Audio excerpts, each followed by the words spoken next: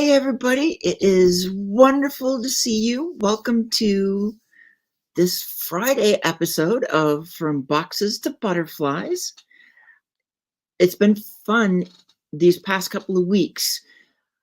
It's been giving me a chance to do double the shows, so 2 shows a week through the end of March, primarily because it opens up the door for me to highlight some of the authors in an upcoming anthology. This would be that anthology with 27 amazing authors. It's each one of these authors has a story that it's touching, it's heartwarming, it's there to help others see how possible it is to thrive in life's gray zones. Think about it. How often do we feel like we're in that gray zone? It's like, what are we? Where are we? Yet for many of us, it is being in the gray zone. It's not being where others are telling us we have to be, where we're able to thrive.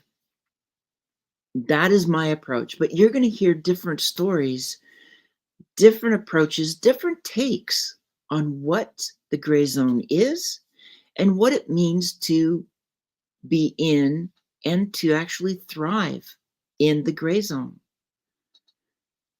So this book will be coming out in 2 weeks.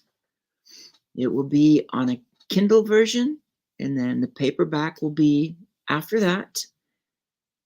Get ready for the opportunity to read these stories, connect with the authors, and have your own roadmap.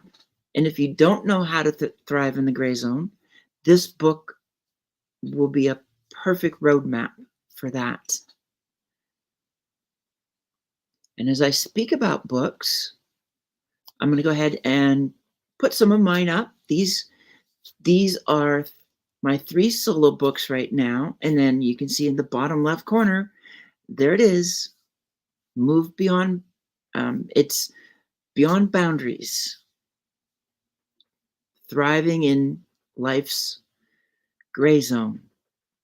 And it's a beautiful thing.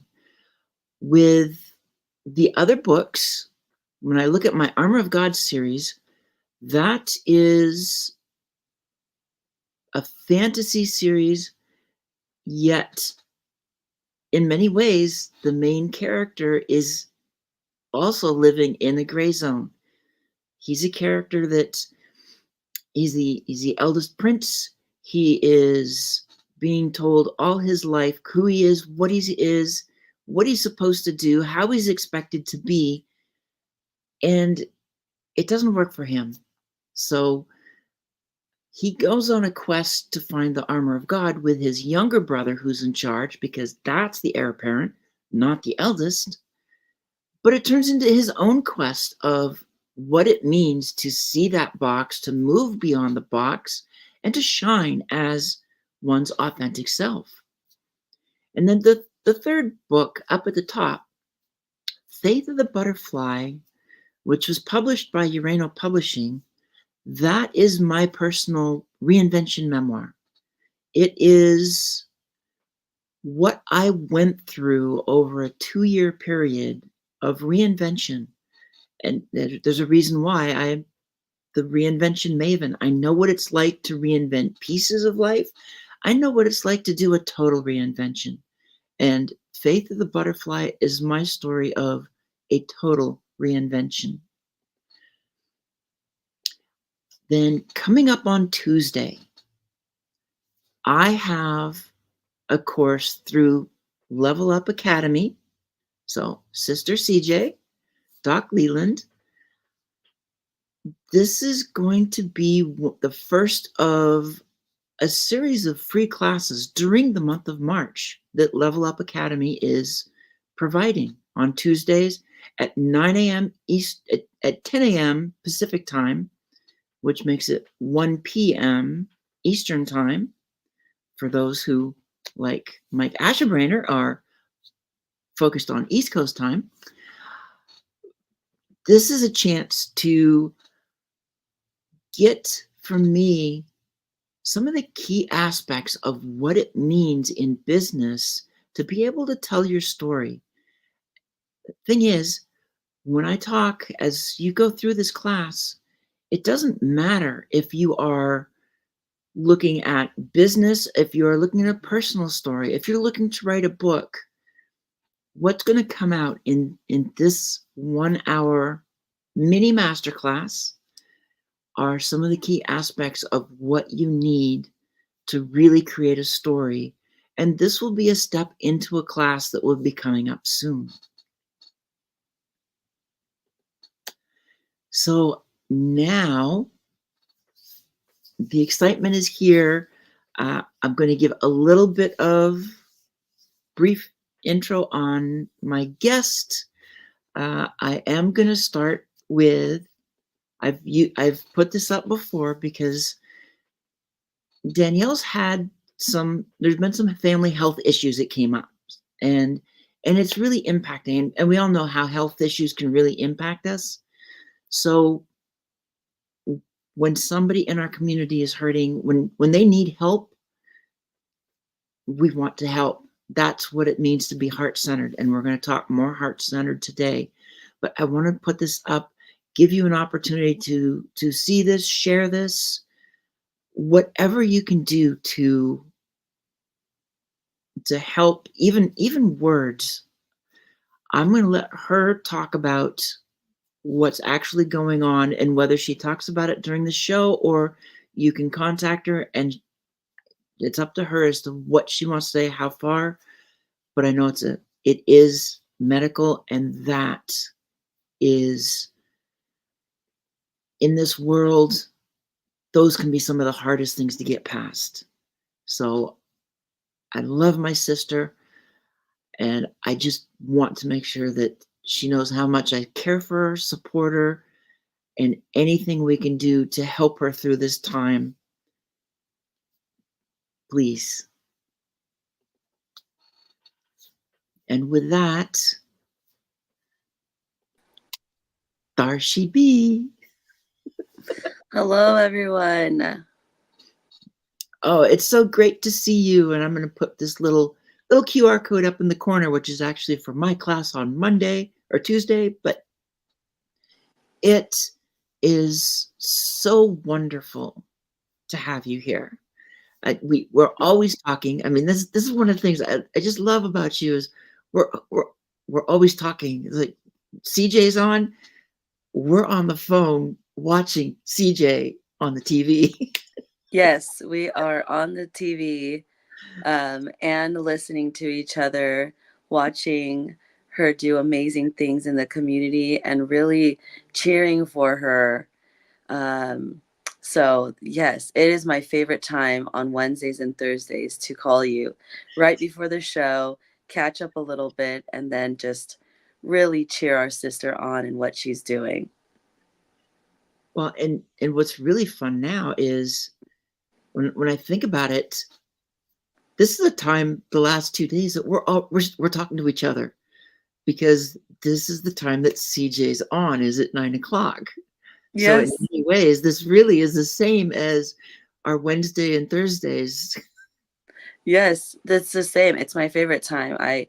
And Susanna's being so modest because I'm mostly talking and she's listening and just really lending an ear to whichever um not problem but conundrum we're trying to solve that day, whether it be like work or talking about agency, creating agency and for people in our communities and in our work.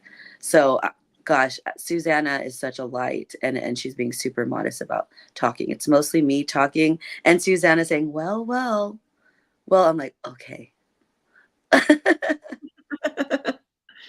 Yeah, it's a lot of listening, but quite frankly, it doesn't matter who's talking, because we have things going on in both of our lives.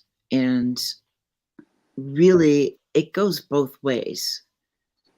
Even if you're doing most of the talking, there are times, and depending on what's going on around you, even when it comes to TVing and that kind of stuff, it's like it still can pick me up no matter what's going on. So it really goes all ways. And I just love having that connection, the connection with you, the connection with CJ. Uh, it's something that I'd never had in my life. And now it's picked me up in so many ways that you all don't know how much. Yeah, Susanna, I think we were on the phone one time and my kids were coming into the car. They call it carpool karaoke when we pick them up on the curb and they get in the car. And I'm like, guys, you're too loud. Auntie Susanna's on the phone. And I think you were responding. And I was like, guys, be quiet. I'm having sister time. Exactly. And Always. and there she be, the amazing Dr. CJ herself. Sister, happy Friday.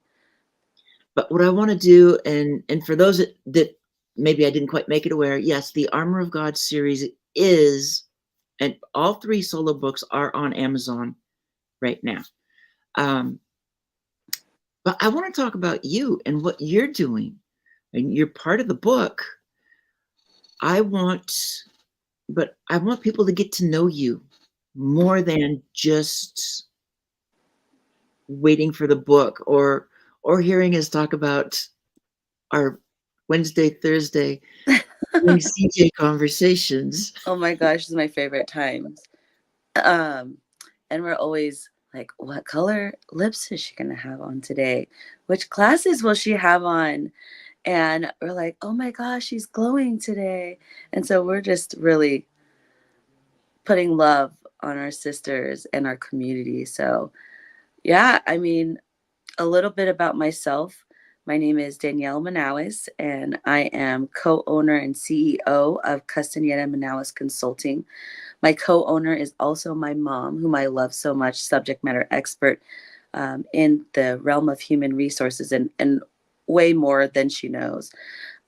We cast clarity in the complexity of the workplace from a human resource perspective, but really from a people-centered perspective. CMC believes that empowering leaders and organizations to start with their heart, to lead and communicate with empathy, really is essential to transform organizations and work cultures to increase their return of investment, their ROI, their bottom line. And that happens when we can communicate. When we do from that vantage point, it can really transform organizations and increase the bottom line and efficiency, productivity, and more importantly, the morale and the value in the organization. So it's what I do professionally. And I love it because you have, and it's what we talked about, just the focus of today's show, that heart-centered HR. Right. And how do you like to describe what it really means to be heart-centered, especially in HR? Because so often it's easy to think of HR as more of this Big almost, bad wolf. well, yeah, The big that good wolf. a part of me is like this. What do you think, Jason? It is a soulless part of an organization that their only purpose in life is to hire, fire, and watch the rules. Right. And so we come from a unique perspective, and I was thinking maybe this is a new thing to lead and communicate with empathy, but I really don't. My mom was at a large regulatory agency here in California, and while talking with her yesterday, just getting excited about my day to day, I told her, I call my mom mommy. I said, Mommy, it's you. You've been leading and communicating with empathy throughout her career. And that really is the foundation of who we are. How we do it, we have a unique perspective. It doesn't take away the discernment or the job that we need to do to stay in Mhm. compliance. But when we do it, when we train, when we onboard, that comes from an empathy centered place, a people centered place, to really get to know how that person works, what their values are, hopefully aligned with our core values, and to really implement that in training that person, but more so to ensure that the policies and procedures we're putting in place really can be applicable to any learner. I'm neurodivergent, and that's really important so that it's understood. To me, that's a way of being heart centered and empathy centered in the work that we do. So it's just a unique perspective as to how we can accomplish the goals of the organization, but do so with your heart. Well, and I like that because the empathy, well, just the fact that we are all different and you can't put people in boxes. I mean, that's Mhm. just, I came into 2022 saying I'm done with boxes, and I shifted it a little bit to where it's now moved beyond boxes. Yeah, We can't get past a world that you're neurodiverse, this is what you are. And so whoever sticks you in that box because they learn that one little piece, right, they pick the example of a subset that fits what they want to portray everybody as in that box to fit whatever narrative they're trying to create, whether it's good or bad. Because right. the narrative is the narrative. But neurodiverse is so wide. Yes, It can be ADHD, it can be bipolar, it can be and so many other things. right, Just like if you have mental health issues, it can be so many things. right. And that's the unique perspective. I think that I've always embraced differences and diversity as a powerful tool, or as a power, right? And when I give training to someone, I say, take notes, write it down, do it in track changes so that I could see maybe that we can make it better. That's real feedback that you're getting. And it's also considering how another person might view or perceive the rules or what you're trying to do. And that when you embrace that, right? It's powerful. And like the level up circle, we all have our strengths. Mhm. And when we come together and embrace those differences as superpowers, I like to call you, if you will, then we can come and connect together to empower one another to do something great. We are all already doing those great things. And so that's the difference. Is I can keep in mind what we need to do, but the way we communicate and the way we go about it is very unique and different. That's the change that I want to see in people operations, or what formally is normally called human resources. That is what I'd like to see. Well, and I like that because what I is as you're talking about that, one of the things that is coming to my mind, which is something that I put as my focus when it comes to people and when it comes to an organization itself, because so many organizations out there say, oh, we do all this stuff and people feel safe, but we don't feel safe in the workplace.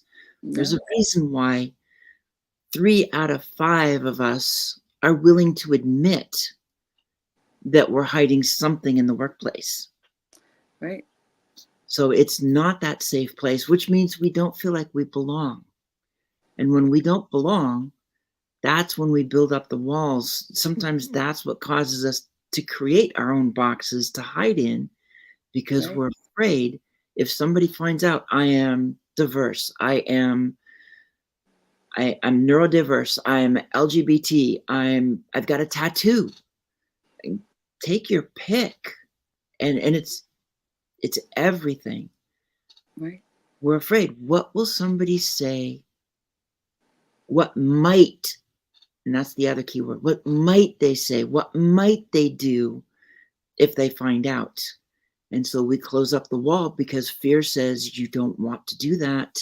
It's Right. not safe.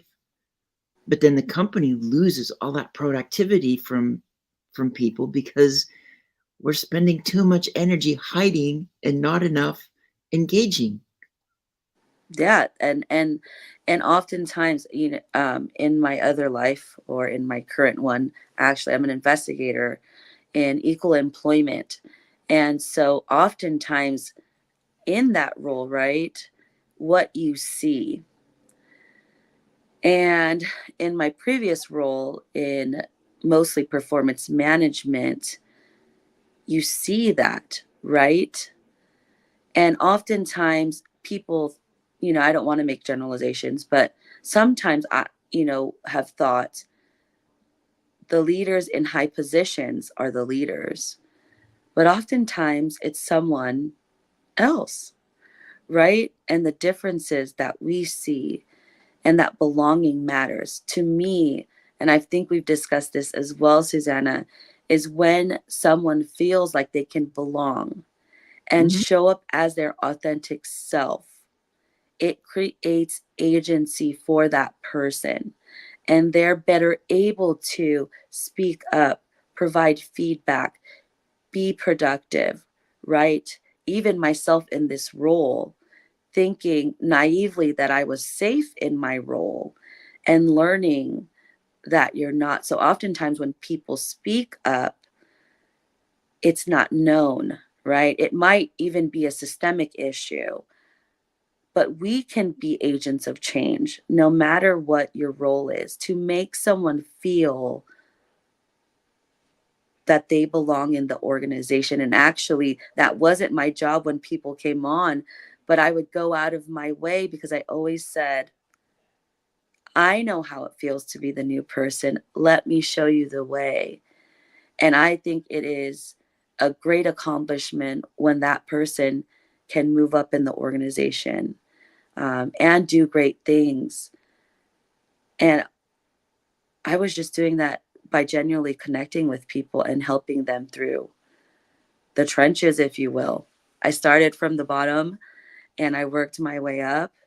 And I'm very proud of that and created Mm-hmm. a sense of belonging for people, I think. Um, so it's a Well, good feeling. that sense of belonging is so important because we waste too much energy. One of the things I like to use in terms of that belonging as well is how many times, how often you see. I've seen the stories. I've seen it in the workplace where a place that an office space that is primarily male dominated. So the women are going in pantsuits, and which for to me to have to do something like that is restrictive. I want flowy. I want the dress. I want the skirt. I want ruffles. That is where for me I'm able to get into the project. My ideas, my creativity flows because of that. Now I know there's other women who they are totally happy with the pantsuit, but when you go into a space like that and something as simple as the dress, as what you wear, and to be trying to wear something because you think you have to, because you think that's what it's going to take to align and to move up in the world, that's just not right, because not only is it affecting the well-being and the mental health, quite frankly, when we're held back, the organization is not getting the full effort of someone. We have to have that sense of belonging to be ourselves authentically. Right. And I think that you should be able to, right? And that's the thing. We should be able to, no matter, and Chasen just said, creating psychologically safe spaces for people to fail forward, grow, learn, and thrive. Eh, You should be able to show up as your authentic selves, right? And Mm-hmm. and that should be embraced. And I think it should be okay to fail forward, right? And it's a learning process so that we can grow and we can get feedback. Because my question, if someone failed forward, would be, what did the procedures say, or the process, or something that was lacking, so that that fail forward can be addressed?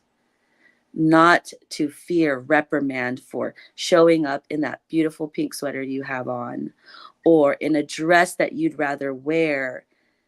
Those things really shouldn't be things in the workplace. We have to show up as ourselves to belong. And I think creates that agency, that people are safe to come and speak up when something's wrong, or that they want to share something. And that happens when someone feels safe. And oftentimes, even in the organizations I've been in, I've not been able to show up as my true self. But in Right. my business, I pride myself on, this is who I am. This is what I bring to the table, all of me. And I think Russ also talks about that, right? Oftentimes we say, leave it at the door. And yes, there are parts of you, but it doesn't mean that we just can't show up as ourselves. And with all of the things that are going on, even what's going on in my life currently. Yeah, we get all this stuff going on. The last thing we should have to worry about is trying to fit in to the workplace. And I Yeah. think I read, and there's something about fitting in. We're To fit in, we're basically trying to contort ourselves. And if we're trying to fit in to a place, fit in with a group, then we probably don't even belong there, because And they may not even care about us. right. And words and policies and guidelines can exist to mask what is really going on in an organization. Um, and to me, what I see, if that organization did not accept me for who I am, or the power that I bring to the organization and the knowledge and expertise, because I have all of that, right? Then it seems like a contradiction. And then that policy no longer holds weight. Then you lose trust with people, because that message that's being sent, if there's a contradiction, is that you're not accepted. And how could that value of diversity, equity, inclusion be there if we cannot show our staff, our people, each other, no matter what your title is, that we honestly stand behind that? And to me, that's where I started to figure out that maybe the bureaucracy is not fitting me, not because I don't want to, but because they don't stand by the values that they have and that they've put out there. And that can be really earth shaking for someone in my position, whose job is to ensure equality. And when it fails you, and when you speak up and it doesn't serve you, that can be very devastating. Mm-hmm. And so I say,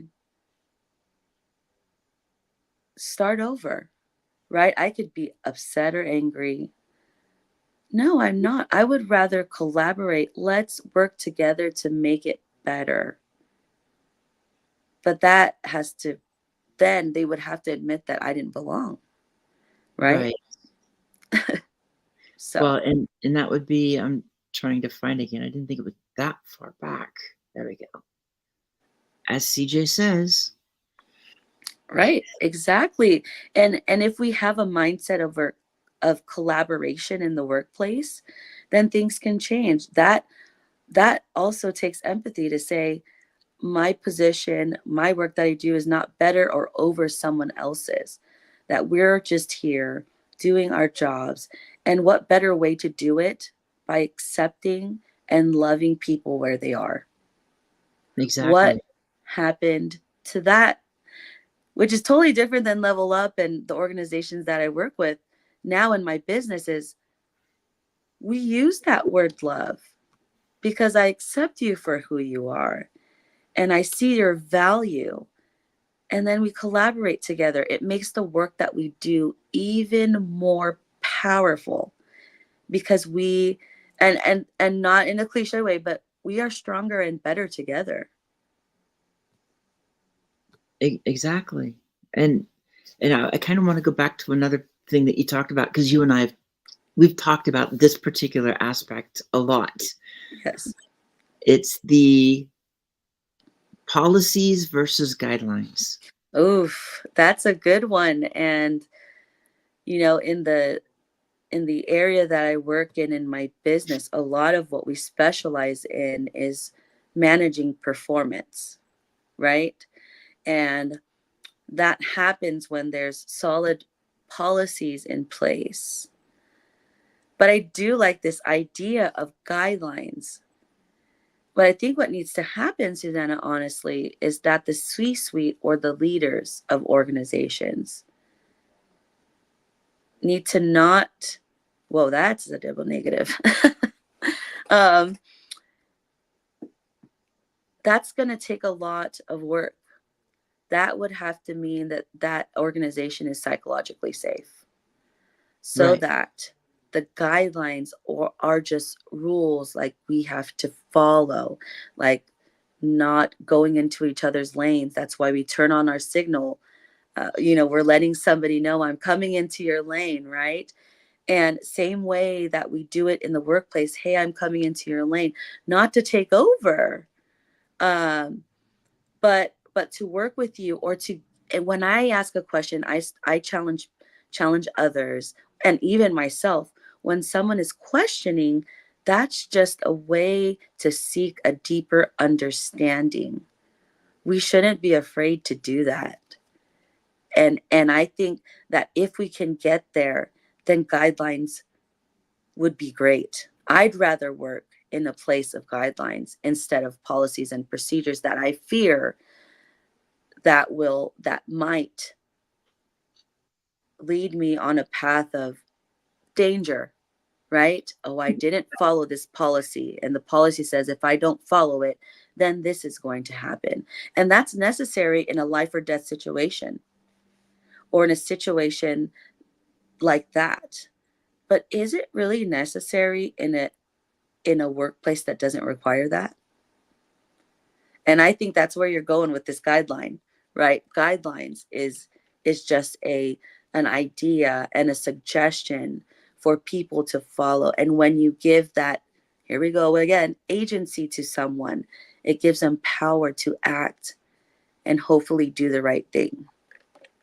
Well, and that's part of it, because policies policies are often inflexible.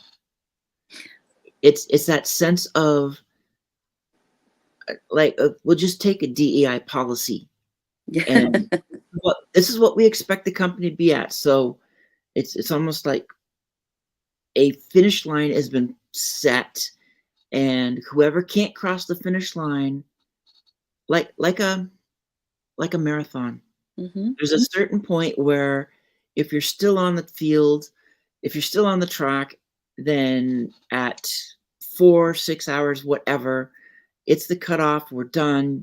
You didn't finish. You're done. And to me, a policy doesn't, in some cases it is necessary. There are things that Right. you do need that outline. But in others, especially some of these focused on people, Mm-hmm. to set a policy doesn't really meet people where they are. Whereas if you have a guideline that says, this is what our goal is, we're going to be more this way, you get the buy-in, you meet people where they are, and just because that curmudgeon can't cross the finish line in time on a policy, yet is doing everything they can to work with the system, to improve, to work with people. It's almost like a policy, they don't get any credit for what they've done. It's black or white. And Yeah. a guideline, you can see they're making progress. You can work with them, and you may know they'll never cross that finish line. But that can be okay, because they're continually improving, and it can be snail's pace. They can go faster, slower, but you're allowing them their pace, and it makes the organization more of a place of belonging, because people don't feel like there is a finish line, and if they can't cross that line, that's going to raise anxiety of what happens if I don't cross the line. And that's mental health, and that's well-being, and that's energy being wasted on, oh crap, what if, instead of engaging with everybody and lifting everybody up.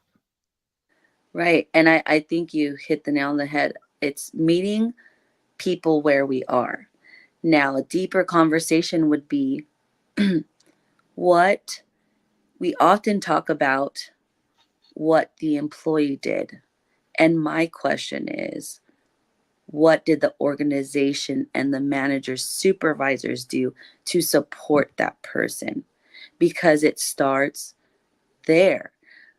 If that person was struggling, when we meet them where we are, and we come from that vantage point to say they are doing the best that they can, instead of that person is not meeting deadlines and goals.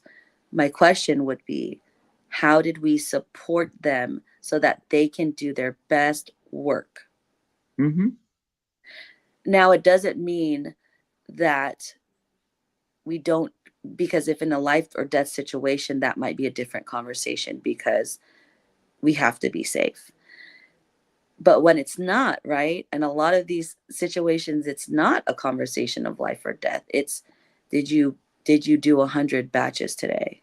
And that person did 10 or 50. How can I help you, person, to get to a higher number?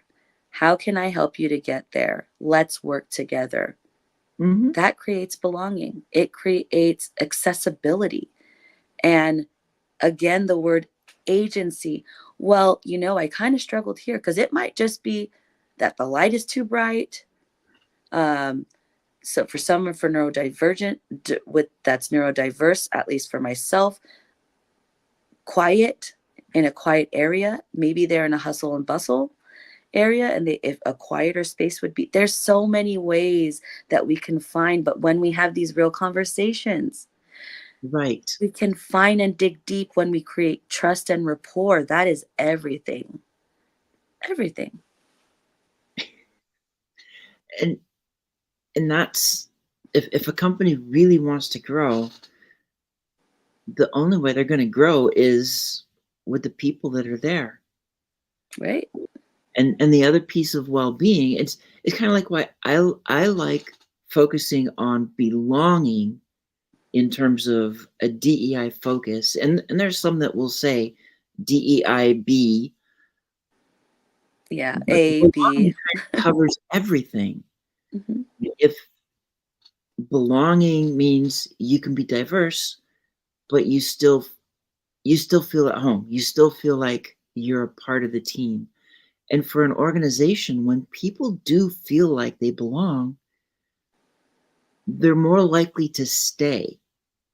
And here's a cost that a lot of people don't really, I don't think they really understand the cost of trying to replace somebody.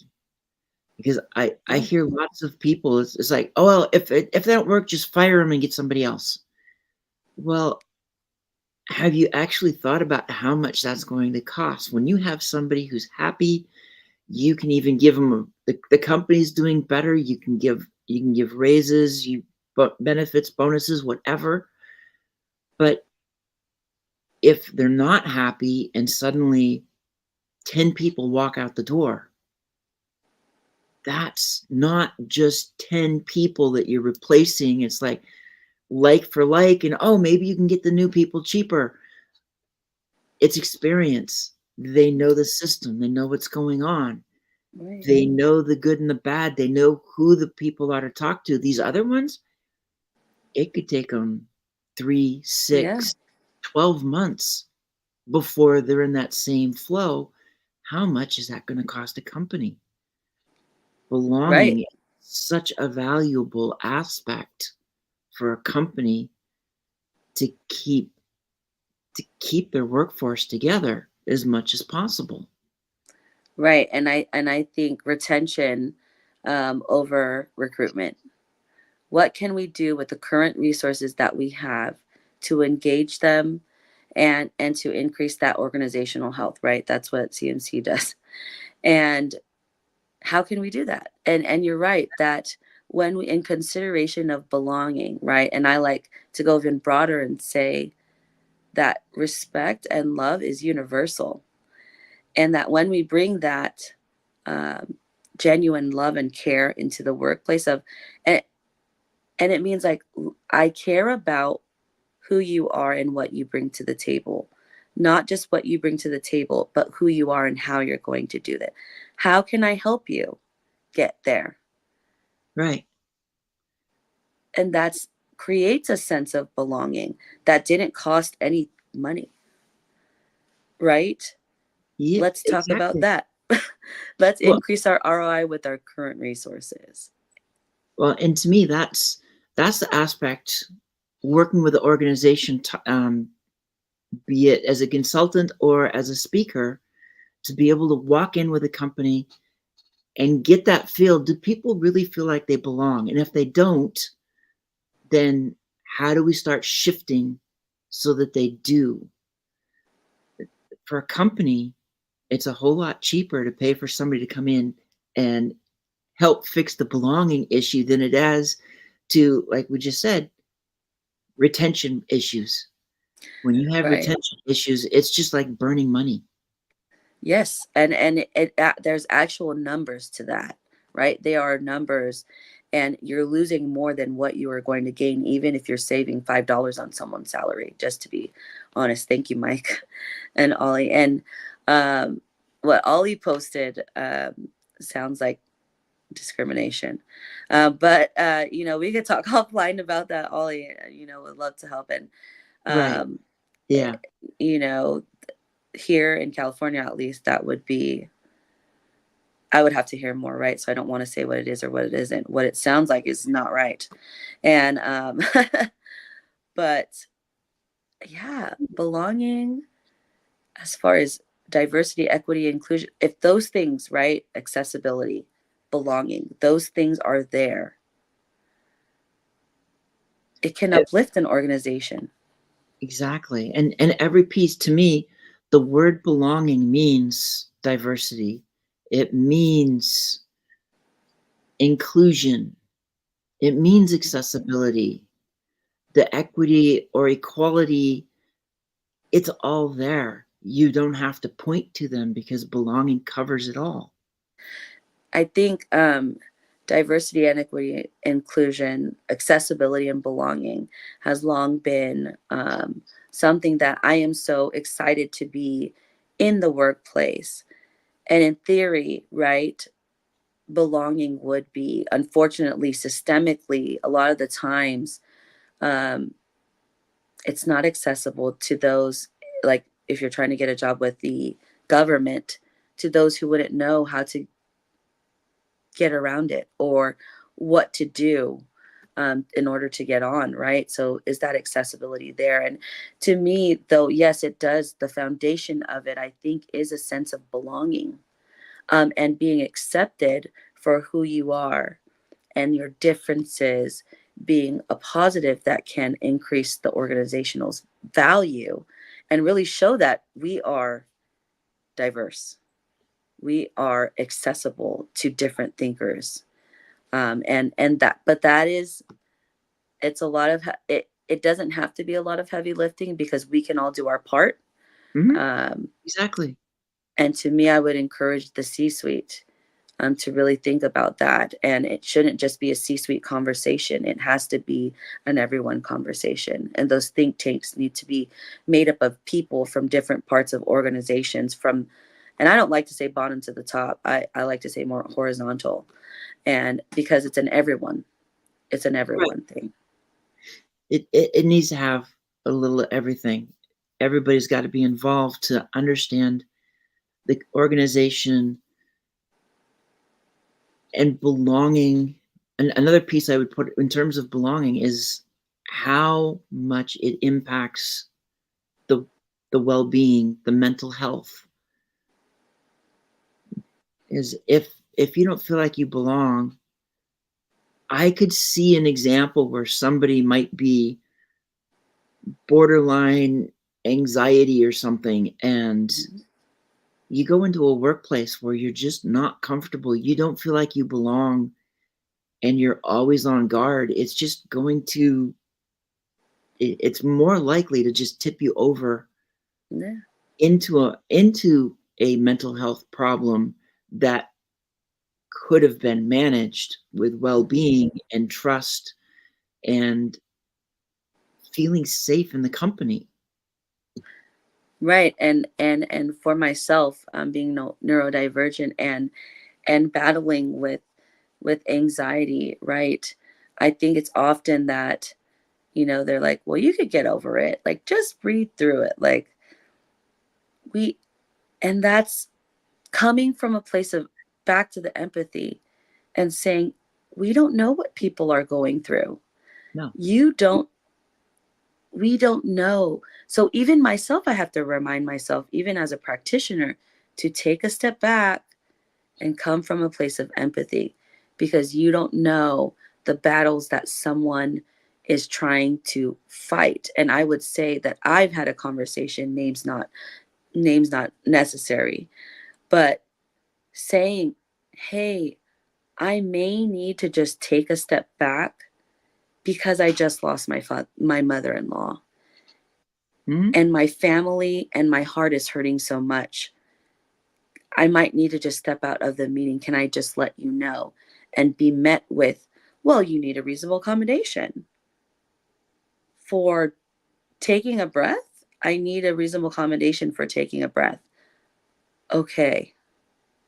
And and to me, there has been, and that's a keeping in mind the bottom line mindset that we can't give permission because yes, absolutely. I have two 15-minute breaks and a lunch break. And if I can do it in a way that use that time to take that break, couldn't you have given my option instead of going the route of saying you needed this in order to have this? But it all could have just been even without that. Hey, I'm sorry you're going through that. Let me know what you need. And if you need to take your lunch or take a break a little bit early because there's something going on, as long as it's within the confines, there's so much that we can do. And unfortunately, a lot of workplaces, especially bureaucratic ones, we don't do that. And even myself, going back after what happened to my husband, if you've not heard the story, my husband had two strokes, and it happened, and it wouldn't have been as bad if someone would have listened to us the first time we came into the emergency room. Same thing with work. If we would just take a step back, have some empathy, We can still get the work done, but let's work with what we got, and what limitations or circumstances one might be going through, and let's have empathy with that.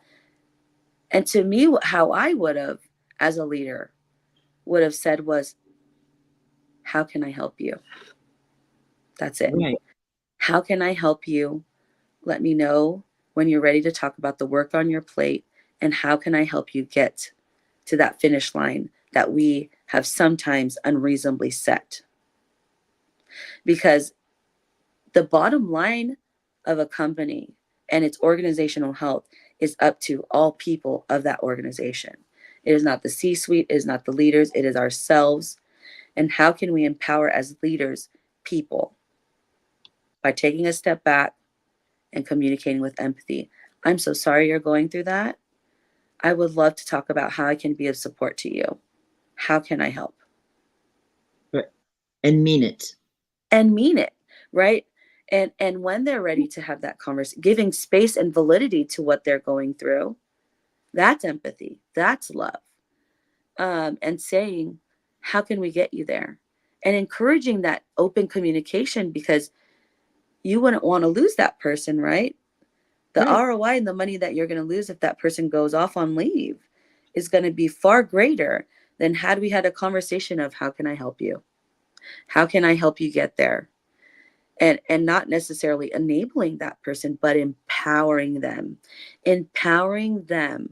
to take ownership and to be encouraged that you are there to help them. Well, and you touched on a couple of things, because when we started this little round here, one of the things that's I think we're at the point where this era needs to be closed out, and that's the suck it up era. Yeah. Because people, I mean, how many of us grew up, that's where our parents were, that's what they told us. You just suck it up and you move through it. And it Yeah. doesn't work, because other things are going on. You don't know what's happening in somebody's family, and they shouldn't have to tell you. That's where Yeah. belonging comes in. Yeah.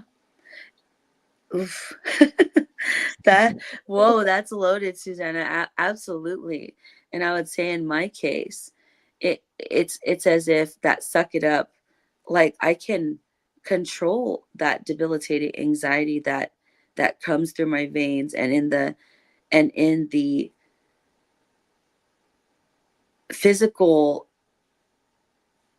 shackles of anxiety that we can't control. I couldn't tell you how or why I don't want to get out of the bed, even though I have so much to live for. And that's what mental health is. It doesn't mean I wake up like that every day. But gosh, if I would have had some support, um, I don't think I would have went off 4 times, 3 times last year um, in the workplace. And that makes me so sad because what I was asking for was a break and just a little bit of help and some empathy. Right. And to be met with such opposition when someone, and I think it goes back to that, kicking someone when they're down. I don't want to be down there, so help me up, and let's do it together. And then saying, this is how I communicate, this is how I learn the best, and being met with, I don't have time for that. Well, I'm neurodiverse, right? That can be very debilitating for someone who does not. I already am not wanting to be kicked down, or I'm not making excuses for myself or anything, because I am not perfect. Okay. I make mistakes all the time, but I try to be accountable for them. But I'm definitely not going to be the one kicking someone down when they lost their mother-in-law or their husband had 2 strokes. It's not going to be me. I'm going to say, sister, brother, person, let me get you up. Exactly. Let's work together to get you there. I've been that for so many people, and those same people for whatever reason, and I no judgment here, right? Like maybe they also were going through something, or trials and tribulations. So nobody owes me anything. But when you're so alone and feeling the weight of losing someone or medical, I just want to invite everybody, right? A smile never costed anybody anything. A hey, how can I help you today? Never cost anyone anything. And if we're like this more in the workplace, instead of suck it up, Danielle, we got work to do. Gosh, like my husband, and if somebody would have just listened, someone would have treated him with respect and love. Same thing with me, respect and love. Yeah. Gosh, we could have been at a different place, because it's like, and it feels like when you're getting that opposition, oh, you wanted to be there. No, I didn't. I need to be at work. My family needs me. But showing up to a place that you don't belong, or don't feel like you belong, or that support system is not there, is so, so debilitating for someone who's not neurodiverse and is ridden with life's anxiety or depression. And I don't often talk about this because my job, I need to show up. But we have to. Let's normalize that we're human. It's okay to cry. It is okay to feel like the world is falling apart. That doesn't mean that I don't want to show up. Exactly. It means that I'm fighting and I'm crying because I'm crying for someone to help me. And when people don't show up for you in a place where they're supposed to show up for you, and that their values say that they are fair and they have integrity and that they're respectful, for a person like me that has done that in my life, in work, and also in my daily life, that hurts. Let's be the change that we want to see, because you don't know the battles that people are fighting every day to show up. And I think I even said that. Leader, person, supervisor. I feel so broken. My mom just passed away. There's a piece of my heart that is keeping me from bringing my full self here. I need help. I shouldn't have to fill out a form for that. No. We shouldn't have to. These conversations wouldn't have to be had if we would have just given some love. Love, empathy, compassion. Help me It's help you. exactly. And that's, I think that's the way we need to start looking at changing stuff. It's, we're no longer in the days of Oh, the way my dad always put it was the golden rule. He who has the gold makes the rule. yeah. That was the golden rule to him. Let's Ah, change. no, and if we outside of ourselves, right? And we check our subconscious, unconscious, implicit biases, right? Or our conscious ones sometimes, because we all have them. Oh yeah. When we remove ourselves from that and we're people, and right, what Kristen is saying, love, empathy, and compassion should lead the way. And even in the work she's doing in education and bridging the educational gap, hashtag bridge the educational gap, that needs to be considered.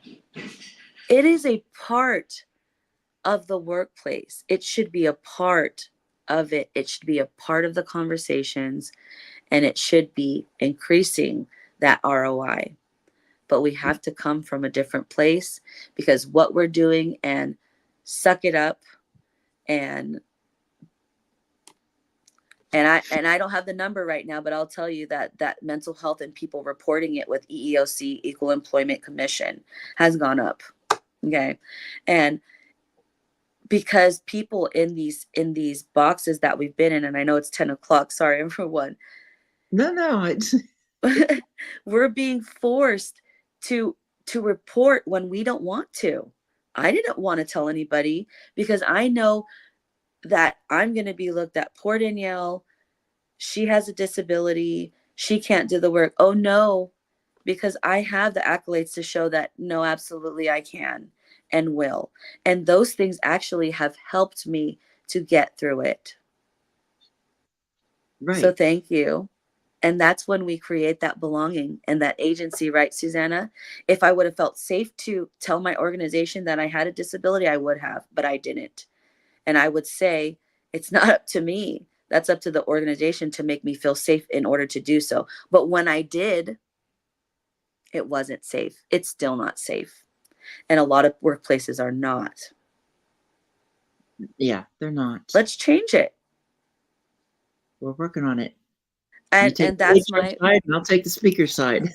and that's the difference. And I find myself in meetings with leaders and talking about the work that my sisters are doing more than the work that I'm doing, because it's seamless. They all flow together. Exactly. And that's what it's about, partnering and linking together to make changes in the world and being the change that we want to see, acknowledging our faults and moving and growing. And that's what the book is about, thriving despite the challenges that we face and the adversity, and making a conscious choice every day and in every moment to embrace the good and the bad and to move forward. We can move forward with both, because I'm everything that I Hmm. was once, right? And that's what you say, Susanna. You say it much more eloquently. Those things have built me to who I am today. It doesn't scare me. It's everything that I am and everything I will be. Well, we all my motto fits everybody because it's you take the encompassing version. It's like we're not what we used to be because we're always growing. Yeah, Yet we are who we've always been. The core doesn't change. no. And show up as that person, like when I'm helping someone to get a job or interviewing a leader or someone just coming in. That's my advice. Be yourself. That Exactly. is your superpower, right, Susanna? We show up as ourselves authentically. That is your Yes. superpower. There's no one like you. You don't be anybody else but who you are authentically, because I bring my fire, my passion, my diplomacy, and my want for the world to be different to every conversation that I'm in, because it matters. Because I'll say, if you know, you have a responsibility to change it. Now, how are we going to do it in a positive way? Not saying I've always done it the best way, right? But doing our best to acknowledge our own faults and to make that path greater and better so that's not as bumpy for someone else. And that's what the book is about, to thrive in the gray zone. And Ollie, yes, we need everyone, right? We need everybody. We And need so yeah, everyone. like you noted, we are up at the hour, Yeah. but that's kind of how these conversations go. I was like, we could keep going, and I know we. Could, I mean, I Yeah, know we we'd be on here could for anyway. 3 hours. We're like, Susanna, 10:30 is our time. And then at 12 o'clock, we're like, okay, we really need to go to sleep because we have so much work to do tomorrow. That's where we're at. Yeah, the wake up time doesn't change. Yeah. All we're doing is shortening between now and then. Yes. Yes.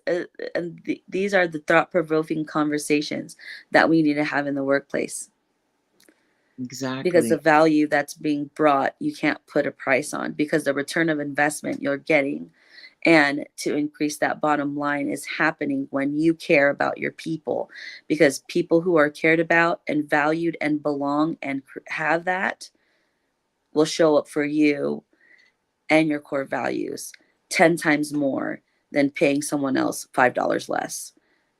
Oh, absolutely. What do you want to do about it? Let's go on a speaker tour. we're manifesting that, Susanna. I'm with you because it needs to be. And with Shonda Spates, if you're not following her, follow her. The message that's being put out there to save the children and prevent suicide, that's an everyone conversation. Even It if is. you don't have children, they are your children because they are our future. They're the future leaders, the future change makers. We need to care about that. And we're the change. We are the change. Exactly. So I think we've probably dropped plenty of nuggets. How do people get a hold of you? And if you have any last minute nuggets, go for it as well. And I think that you'll have to remind me what like quote is, right? It's like we all have a story, tell it. And then go even further to make positive change with that story. And that's what I'm on a mission to do, to empower others to be more empathy centered, to grow. And so, yeah, that's my message today, to always lead with your heart and lead with communicating with empathy always in mind. Yeah, your quote was, "We live to tell a story to make a change." And I think we both live to tell our stories, and we use those stories in order to make change in our organizations from whichever storytelling perspective or business consulting, human resources perspective. That's who we are. That's what we stand for. And the best ways to get a hold of you? My neurodivergence got to me. LinkedIn, direct message me. You can reach us at hr@cmccorp.org. I'll drop that in the comments at some point. Yeah, reach out to us, and we would love to partner and collaborate with businesses who are heart-centered, that value their employees, and want to resuscitate their organizational health and thereby increasing their ROI. And it's been great having you here. And I mean, on the one hand, it's better than a phone because I get to see you. And I know we didn't touch a lot on the book, but what we did touch on is stuff that had to be. It's so important. And the next show on Wednesday, um, I'm waiting for the confirmation, but it'll be another author. So I've got author scheduled for the next two, and then another one of my another gal that I've been connected with for a long time now that I'm excited to see in 2 weeks. So that said, it was great having you here. I love the conversation. You've got so much to give. And any company that's working with you, I can only see how they can get better. So it's beautiful. Beautifully said. I can't say it better. Honored to be here with you, sister. Love you. Thanks. And as for everybody else, we will see you next time. But for now,